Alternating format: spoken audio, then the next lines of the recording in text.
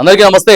రాష్ట్ర ముఖ్యమంత్రి తెలంగాణ రాష్ట్ర ముఖ్యమంత్రి రేవంత్ రెడ్డి గారు మొదటి నుంచి కూడా ప్రమాణ స్వీకారం చేసిన దగ్గర నుంచి కూడా కేసీఆర్ ప్రతిపక్ష నేత 10 ఏళ్లు అధికారం పరిపాలించిండు కానీ లక్షల కోట్లు దోచుకొని తిన్నాడు, రాష్ట్రాన్ని అప్పులలో చేసిండు. ఎన్నికల కంటే ముందు కూడా తెలంగాణ ప్రజలంతా కూడా అబ్జర్వేషన్ చేయాలి, చేస్తా ఉన్నారు. ఆల్రెడీ ఏం చెప్పారంటే మేము వచ్చిన తర్వాత ఖచ్చితంగా జైలుకి పంపిస్తాం, అన్ని ఎంక్వైరీ చేస్తాం, వీళ్ళు చేసేటటువంటి ప్రతిదీ కూడా మేము అధికారంలోకి వచ్చిన తర్వాత సో పంపిస్తాం పంపిస్తాం పంపిస్తాం అందరూ అనలేదా అని ఆ రోజు నుంచి డిసెంబర్ 2023 డిసెంబర్ 9వ తారీఖు నుంచి అధికారం చేపట్టిన దగ్గర నుంచి వెళ్ళి ఈ రోజు వరకు కూడా స్టిల్ నిన్న కూడా ముఖ్యమంత్రి గారు నిన్న మే 14వ తారీఖు మాట్లాడుకుంటా కూడా సార్ ఏం చెప్పిండనంటే కాళేశ్వరం లాంటి ప్రాజెక్టు అసలు కట్టనే కట్టొద్దు, 2 లక్షల కోట్ల రూపాయలు అప్పులు చేసిండ్రు, ప్రజలు మీరు ఆలోచిస్తా ఉన్నారా అని చెప్పేసి అన్నారు. కానీ ఏ రోజన్నా యాక్షన్ తీసుకున్నారా? చాలా కీలకమైనటువంటి అంశాలు చెప్పారు ముఖ్యమంత్రి గారు. ఇన్ని రోజులు చెప్పుకుంటూ వస్తా ఉన్నారు. ఒకటి కాళేశ్వరం మేడిగడ్డ ఎవరు యాక్షన్ తీసుకోవాలి? గత ప్రభుత్వంలో మరి అధికారంలో ఉండి అవినీతి చేశారు, అక్రమాలు చేశారు, పైసల్ని వాడుకున్నారు, ఎక్కువగా అప్పులు చేశారు, ఖజానా అంతా వాళ్ళ ఇంట్లోకే పోయింది, వాళ్ళ గల్లాపెట్టెలకే పోయింది అన్నప్పుడు మరి దాన్ని బయటికి తీయాలి కదండి. కాళేశ్వరం మేడిగడ్డ అన్నారు. సో దీంట్లో దాదాపుగా ఒక 3 నుంచి 4 మంత్స్ వరకు మొత్తం ఇదే జరిగినాయి. దీని గురించే అన్ని వార్తలు హడావుడి ఇవన్నీ జరిగినాయి. సార్ మాట్లాడటం కూడా అదే ముచ్చట. మరి ఇప్పటి వరకు ఎప్పుడైనా సరే యాక్షన్ తీసుకోవడం కానీ గట్టిగా బలంగా ఎందుకు చేయలేకపోతా ఉన్నారు?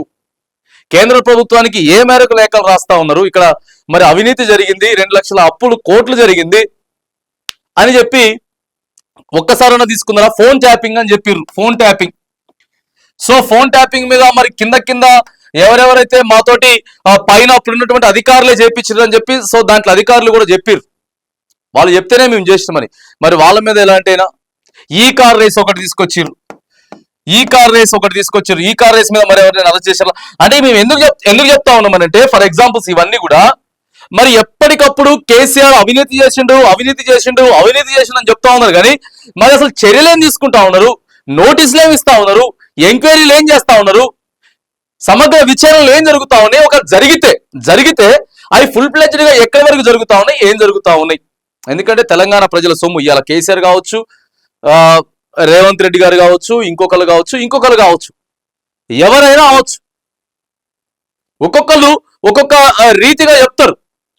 ఫర్ ఎగ్జాంపుల్ నేనేం చెప్తా ఉన్నట్టే ఒక సెక్రటరియట్ని తీసుకుందాం. ఫర్ ఎగ్జాంపుల్ ఇప్పుడు ఉన్నటువంటి తెలంగాణ కొత్త సచివాలయాన్ని సో బీఆర్ఎస్ వాళ్ళంతా ఏం మాట్లాడతారంటే సో దానికి సంబంధించి ఆ సెక్రటరియట్ ముందు నుంచి పోయినా లేకపోతే ప్రస్తావన వచ్చినా కూడా ఇగో చూసినావా కేసీఆర్ ఎంత చక్కగా కట్టించిండో అసలు దీన్ని చూస్తే తాజ్ మహల్ లాగున్నది, ఒక వైట్ హౌస్ లాగున్నది, మస్తు కట్టించిండు అని చెప్పి బీఆర్ఎస్ వాళ్ళు చెప్తారు.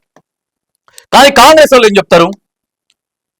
ఇదంతా కూడా ఇష్టం వచ్చినట్టు కట్టిండు, పైసలంతా కూడా ఆగమాగం చేసిండు, దీంట్లో అవినీతి కూడా చేసిండు, ఇప్పటికే పెచ్చులుడిపోతా ఉన్నాయి అవి ఇవని చెప్పి కాంగ్రెస్ వాళ్ళు చెప్తారు. కానీ న్యూట్రల్ గా ఆలోచించేటటువంటి ప్రజలు, ఏ పార్టీకి సంబంధం లేని ప్రజలు ఏం చెప్తారంటే రైట్ కడితే కట్టిన కానీ ఇది మన సొమ్ము, మన పైసలతోటే కట్టిండ్రు.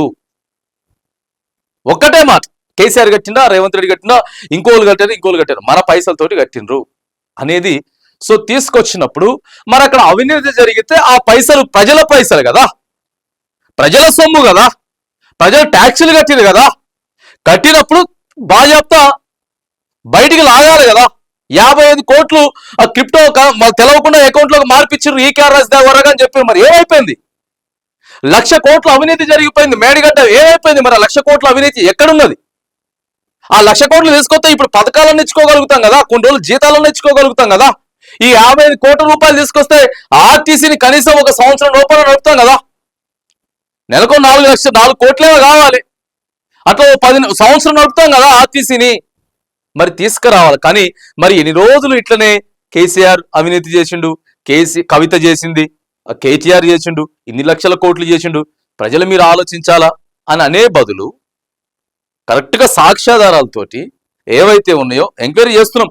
కానీ మధ్యలో వదిలేయకుండా ఫుల్ ప్లెడ్జ్డ్ గా తీసుకుపోయి దానికి ప్రజలకు చెప్తే రైట్, అప్పుడు రేవంత్ రెడ్డి గారు ముఖ్యమంత్రి గారు చెప్పేటటువంటి మాట కరెక్టే, రైట్, నిజంగానే వాళ్ళు అవినీతి చేసిండ్రు. ఇట్లా ఎన్ని రోజులు చెప్పుకుంటా పోతాం? ఇప్పటికి 16 నెలలు అయిపోయింది కదా. మరి చర్యలు తీసుకోవాలి.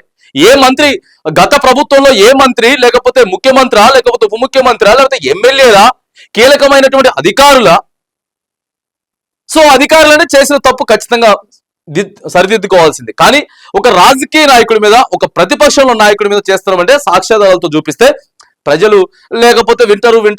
సార్ ఎప్పుడు చెప్పే మాటలేలే, కేసీఆర్ గురించి అవినీతి చేసిండని చెప్పి మాట్లాడతారు, ఆ కాళేశ్వరం గురించి మాట్లాడతారు, సో ఇంకోటి మాట్లాడతారు. ప్రతి దాంట్లో కూడా కమిషన్లు ఇంతే, కానీ అవి సాక్ష్యాలతో బయట పెట్టరు. ఒకళ్ళు ఉంటే పంపాలి కదా జైలుకి, యాక్షన్ తీసుకోవాలి కదా. ఇవన్నీ కూడా కొద్దిగా వినపడుతున్నటువంటి చర్చ. మరి ఏదేమైనా మనం ఏం చెప్తా ఉన్నామనంటే రైట్, నిజంగానే అవినీతి చేస్తే ప్రజల సొమ్ము కాబట్టి యాక్షన్ తీసుకోండి సీరియస్ గా. అధికారంలో ఉన్నది మీరే, కేంద్ర ప్రభుత్వానికి కూడా ఏమైనా ఉంటే అక్కడికి వెళ్ళి సో పంపండి, ఇట్లా జరిగింది, ఇది ఎంక్వైరీ చేయాలి, ప్లాన్ ఎంక్వైరీ చేయాలి ఫుల్ ప్లెడ్జ్డ్గా. అనే కానీ ఇక మనం చేసేసిండు అంటే మాత్రం సో ప్రజలకు కూడా బోరు కొట్టిన పరిస్థితి. సార్ మరి ఎన్ని రోజులు చెప్తారు? యాక్షన్ తీసుకోవాల్సింది మీరే, చర్యలు తీసుకోవాల్సింది మీరే, అధికారంలో ఉన్న ముఖ్యమంత్రి గారు మీరు. మళ్ళీ రివర్స్ లో వాళ్ళు చేసిర్రు అని కానీ మరి వీటిని బయట పెట్టి యాక్షన్ తీసుకోండి అని చెప్పేసి మరి తెలంగాణ ప్రజలైతే మరి ఎన్ని రోజులు చెప్తారు సార్ ఇట్లా అని చెప్పేసి మాట్లాడుకుంటున్నటువంటి ఆ చర్చ కూడా ప్రస్తుతం సోషల్ మీడియాలో అయితే నడుస్తా ఉన్నది.